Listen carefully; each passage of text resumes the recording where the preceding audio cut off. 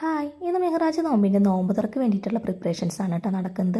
അപ്പോൾ ആദ്യം തന്നെ ഞാൻ ലൈമാണ് കേട്ടോ ഉണ്ടാക്കുന്നത്. ഞാൻ സാധാരണയായിട്ട് ഉണ്ടാക്കുക എങ്ങനെയാണെന്ന് വെച്ചാൽ ഇഞ്ചി, അതുപോലെ ഏലക്കായ, അണ്ടിപ്പരിപ്പ് ഇത്രയും ചേർത്ത് മിക്സിയുടെ ചാറിട്ട് നന്നായി അരച്ച് പേസ്റ്റ് ആക്കിയിട്ട് ഒരു അരിപ്പയിൽ കൂടെ ഈ വെള്ളത്തിലേക്ക് ഒഴിച്ചു കൊടുക്കുക കേട്ടോ. അതിൽ കുറച്ച് നാരങ്ങ നീരും കൂടി ചേർത്ത് കൊടുക്കുക. അപ്പോൾ നമ്മുടെ ലൈം ഇവിടെ റെഡി ആയിട്ടുണ്ട്. പിന്നെ ഇവിടെ സാധാരണയായിട്ട് ഉണ്ടാക്കുന്ന ഒരു ഐറ്റമാണ് കേട്ടോ ഈ പഴം കലക്കിയത്. നന്നായി പഴുത്ത ചെറുപഴം, അതിലേക്ക് തേങ്ങയും പഞ്ചസാരയും കുറച്ച് വെള്ളം കൂടിയിട്ട് ചേർത്തിട്ട് നന്നായി മിക്സ് ചെയ്തെടുക്കും കേട്ടോ. അപ്പോൾ നമ്മൾ നോമ്പ് തുറക്കുന്ന ടൈമിൽ ഇത് കഴിക്കാൻ നല്ല ടേസ്റ്റിയാണ് കേട്ടോ. അതുപോലെ നമുക്ക് ക്ഷീണം മാറാനൊക്കെ നല്ലതാണ്. അപ്പോൾ അതും കൂടി ഇവിടെ റെഡിയാക്കി എടുത്തിട്ടുണ്ട്.